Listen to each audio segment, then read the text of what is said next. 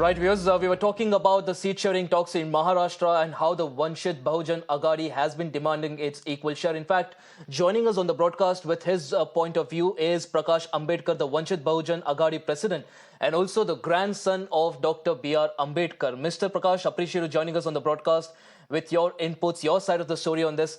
Let me just lay down what's happened and what our viewers have been tracking. On January 30, the Maharashtra Vikas Aghadi officially announced that your party, the Vanchit Bahujan Aghadi, was part of its coalition.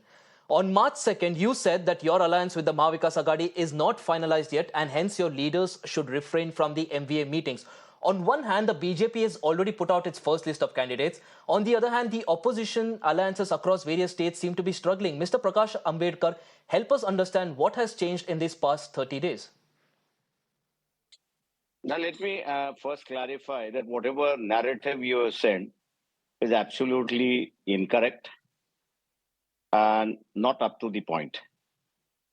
In the first place, we were never a part of the MVA. Somewhere nearly about a month ago, we were invited for a discussion with the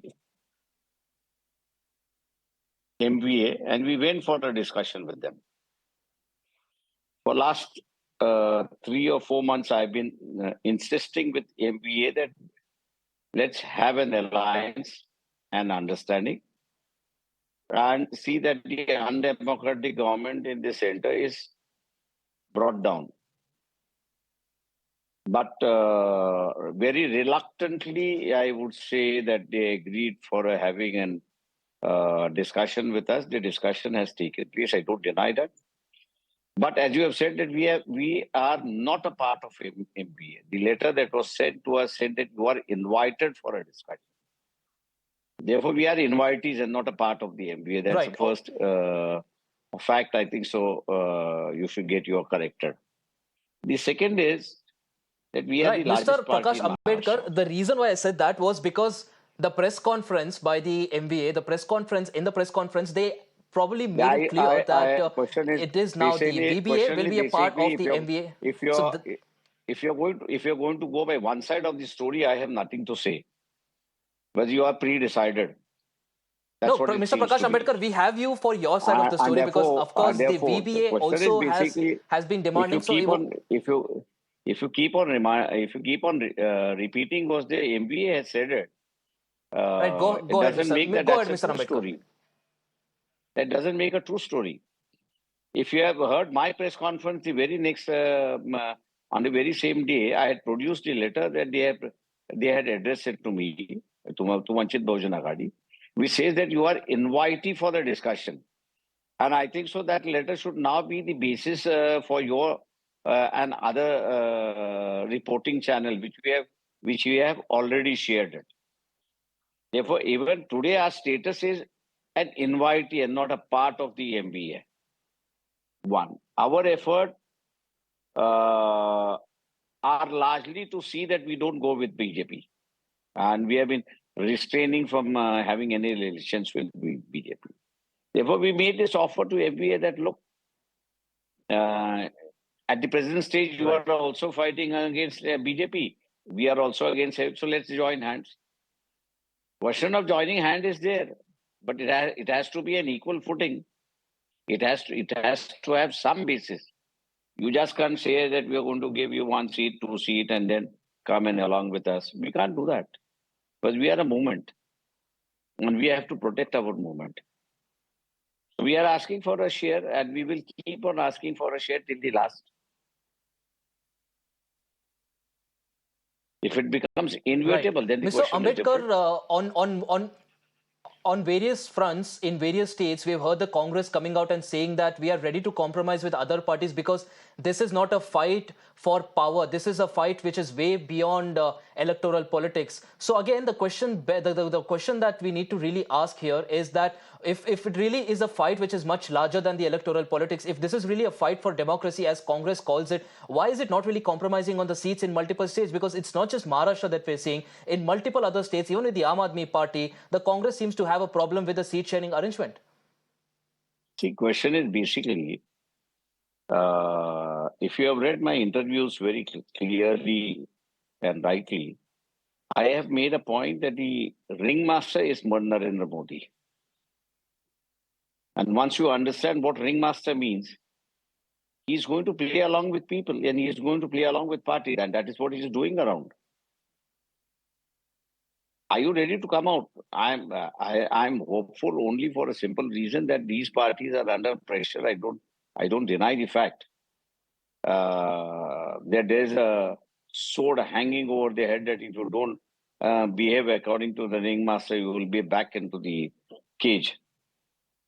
So I think so. Most of the political parties are waiting for the election to be announced and the model code of conduct to begin. And I think so then the situation will change because there the parties will be free to act and government will be less interested in taking action against any person. Or the officers might not be interested in taking actions as directed by the Honorable Prime Minister. Right. And his coterie. Right. Right. Mr. Ambedkar, on a concluding note, we've seen the BJP there going all guns blazing in various states as well. And the narrative that the BJP is setting is Ab ki baar, 400 par. Now, you've been a leader. I've seen several videos of yours on social media as well. You've been going on ground, interacting with people as well. How do you see the mood in Maharashtra and as in a country as a whole? Still, I think while analyzing, I said you should also analyze it in one way in seeing that if you are a head of the party, and if you are saying that you are going to win 400 seats, that means you are going to have more candidates to decide as to who should be allotted the seat. 15 days ago, 20 days ago, when you are announcing the list of candidates, it only demonstrates that you don't have competitors for candidature. You just have few individuals who are asking for candidature, and therefore you have decided it. That these are going to be candidates, I'm going to announce their name. That means there is no dissident. You are not afraid of dissident. You don't you don't have a candidate who's going to rebel against you. If that is the situation, then what they are saying that they will come back with 400 is absolutely false, because people are not applying even for the tickets or for the candidature.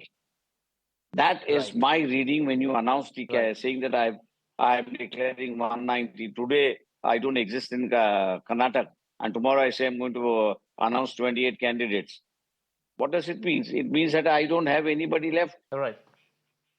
So it's a weakness which has been brought out of the BJP, that they don't have enough competition for candidature in the constituencies. That the situation is. All right. All right, Mr. Prakash Ambedkar, appreciate you joining us on the broadcast, putting out your side of the story. Of course, like we said there, on one hand, it was what the other netas in the mva were saying, and now you've, of course, put out your version of the events and what exactly is the status right now. We'll, of course, connect back to you on the next status, the next update that we get. Appreciate you joining us on the broadcast. Let me add you one more thing, which you are always not mentioning it, and that is between Congress and Shiv Sena, there are 15 seats where there is conflict. Between NCP and SS, there are 9 seats which are in conflict. Unless that conflict is resolved, they can't have an alliance. I think so they should be the focal point of the news. All right. Point noted, Mr. Prakash Ambedkar. Appreciate you joining us on the broadcast there with your version of the events and also what's the status in Maharashtra. Well, viewers, on that note, it's a wrap on this edition of The Bulletin. For more news and updates, stay tuned to Mirror Now.